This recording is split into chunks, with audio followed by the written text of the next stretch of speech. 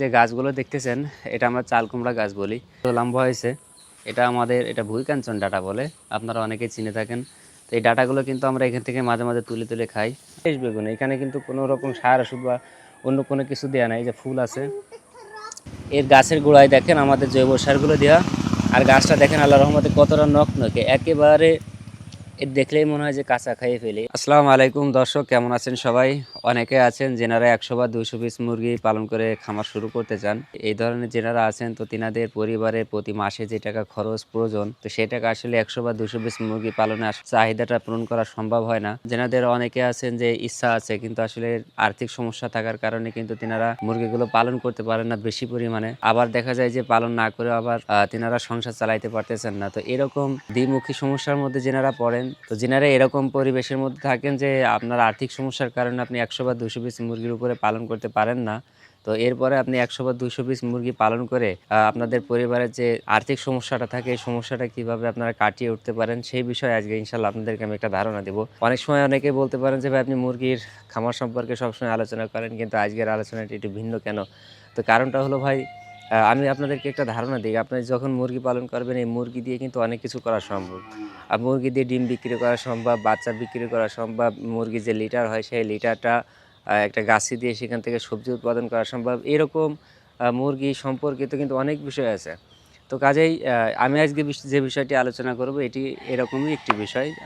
আমার এখানে যে গাছগুলো দেখতেছেন, এটি হলো চাল কুমড়া গাছ। এই চাল কুমড়া গাছটি আপনাদেরকে আমি একটু দেখাচ্ছি। একেবারে দেখেন, একেবারে ওই যে টিনের চালের উপর থেকে শুরু করে অনেক জায়গায় কিন্তু এই গাছটা ছড়াই গেছে। তো এখানে কিন্তু মাঝে মাঝে ফুল আসছে, যেহেতু এটা চালে পরে আপনাদেরকে আমি ওইভাবে দেখাইতে পারতেছি না। এখানে যে ফুল আসছে মাঝে মাঝে, সেই ফুলগুলো কিন্তু আপনাদেরকে আমি দেখাইতে পারবো। তো এইভাবে এটা কিন্তু আমাদের যে বাড়ির জৈব সার যেগুলো হয় মুরগিতে, এই মুরগির যে লিটারটা হয়, এই লিটারটাই কিন্তু আমরা এই গাছের নিচে কিন্তু সবসময় ব্যবহার করি। আপনাদেরকে এই যে দেখাচ্ছি, এই যে দেখেন পায়খানাটা যে দেখা যাচ্ছে, এটাই কিন্তু মূলত আসলে মুরগির যে বিষটা সেটা কিন্তু এখানে দেওয়া।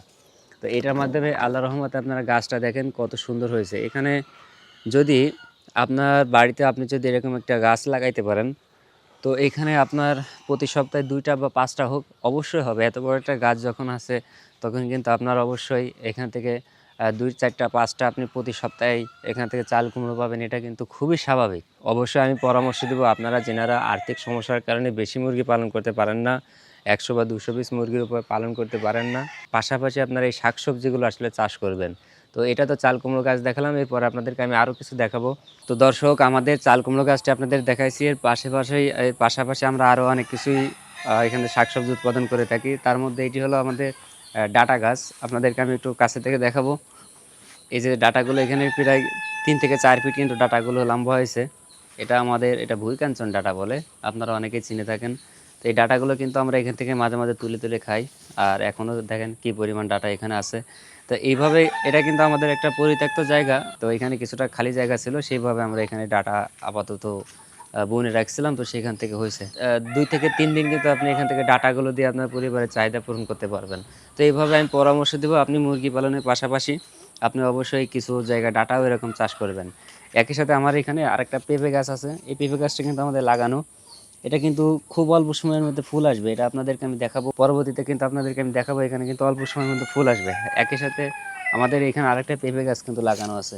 দর্শক, আমরা এই কাজগুলো কেন করে থাকি? আমরা মুরগির খামারের পাশাপাশি আমাদের এই মুরগির যে বিষটাগুলো হয়, এগুলো দিয়েই কিন্তু আমি আমাদের এখানে যে শাকসবজিগুলো এগুলো কিন্তু উৎপাদন করে থাকি। তা আমরা যখন এত কিছু করার পরে যখন আমরা এত কিছু চাষ করতে পারতেছি, তো আমি পরামর্শ দেবো, আপনি যখন 100 বা 200 পিস মুরগি পালন করবেন, তো আপনি কিন্তু অবশ্যই এই শাকসবজিগুলো উৎপাদন করবেন। একই সাথে আপনাদেরকে আরও কিছু জিনিস দেখাই। আমাদের এখানে যে বেগুন গাছগুলো আছে, আপনাদেরকে আমি অনেকদিন আগে একটা ভিডিও দেখাইছিলাম, যে ভিডিওর মধ্যে আমাদের বেগুন গাছে বেগুন ধরছে অনেক বড় বড়, সেরকম তো দেখাইছিলাম। আপনি এখন দেখেন, এই যে এই গাছটার বয়স কিন্তু প্রায় 1.5 বছর হয়ে যাচ্ছে। তো এই গাছটা অনেকবার ফলন দিছে, অনেকবার এদের থেকে আমরা বেগুনগুলো ছিঁড়ছি।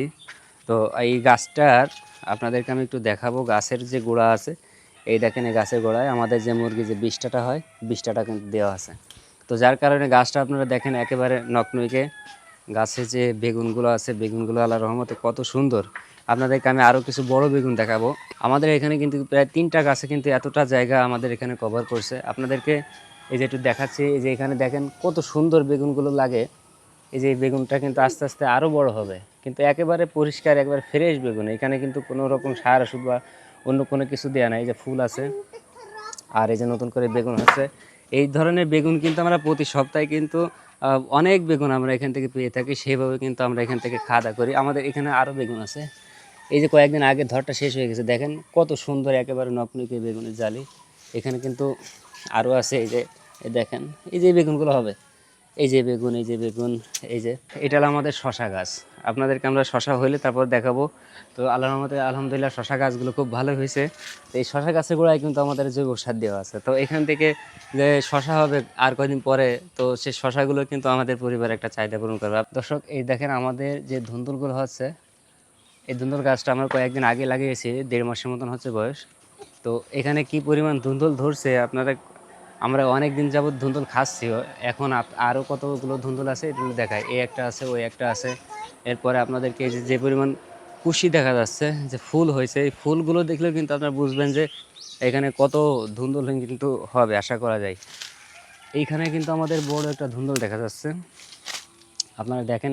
এরকম যদি 2টাতে বা 3টা ধুন্দুল হয়, তাহলে কিন্তু 3 থেকে 5 জন সদস্যের কিন্তু এক বেলার যে আপনার যে তরকারি যে চাহিদা, সেটা কিন্তু পূরণ করা সম্ভব। আবার এই যে আমাদের এখানে দেখেন, এখানে যে পেঁপে গাছগুলো লাগানো আছে, আরও কিছু গাছ দেখায় আপনাদেরকে। এখানে আমাদের পুঁই গাছগুলো দেখাই, এই যে পুঁই গাছগুলো দেখেন, আলহামদুলিল্লাহ এর গাছের গোড়ায় দেখেন আমাদের জৈব সারগুলো দেওয়া। আর গাছটা দেখেন আল্লাহর রহমতে কতটা নকনকে, একেবারে এর দেখলেই মনে হয় যে কাঁচা খাইয়ে ফেলি, এরকম একটা পরিবেশ। তো এরকম আজকে সকালেও আমাদের এখান থেকে কিছু ডাটা তোলা হয়েছে।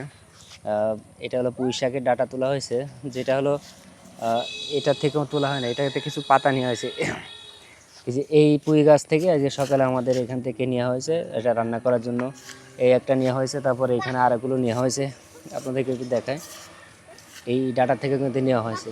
তো এরকম যদি আপনার 4টা বা 5টা যদি পুঁই গাছও থাকে, তাহলে কিন্তু আপনি 4 থেকে 5 জন সদস্যের একবেলা কিন্তু আপনি খাবার এখান থেকে সবজি চাহিদা পূরণ করতে পারবেন। তো দর্শক, এটি ছিল মূল বিষয়। আপনারা অবশ্যই যেনাদের আর্থিক সমস্যার কারণে যেনারা বেশি মুরগি পালন করতে পারেন না, তো তেনাদেরকে আমি পরামর্শ দেবো, আপনার বাড়ির আঙিনায়, ছাদে, আশেপাশে যত জায়গা থাকে সব জায়গাতে আপনি সকল ধরনের শাকসবজি উৎপাদন করেন। আপনার পরিবারের যে চাহিদা, খরচের যে চাহিদা, এটা কিন্তু অনেকটা পূরণ করতে পারবেন। আপনার আর্থিক যে সমস্যাগুলো আশা করি কেটে যাবে। তো এটি ছিল যে মূল বিষয়। তো আমাদের পরামর্শটি যদি আপনার ভালো লেগে থাকে, অবশ্যই আমাদের চ্যানেলটিকে সাবস্ক্রাইব করবেন, লাইক করবেন, শেয়ার করে অন্যকে দেখার সুযোগ করে দেবেন। তো পরবর্তীতে দেখা হবে অন্য কোনো ভিডিও নিয়ে। আসসালামু আলাইকুম ওয়া রাহমাতুল্লাহ।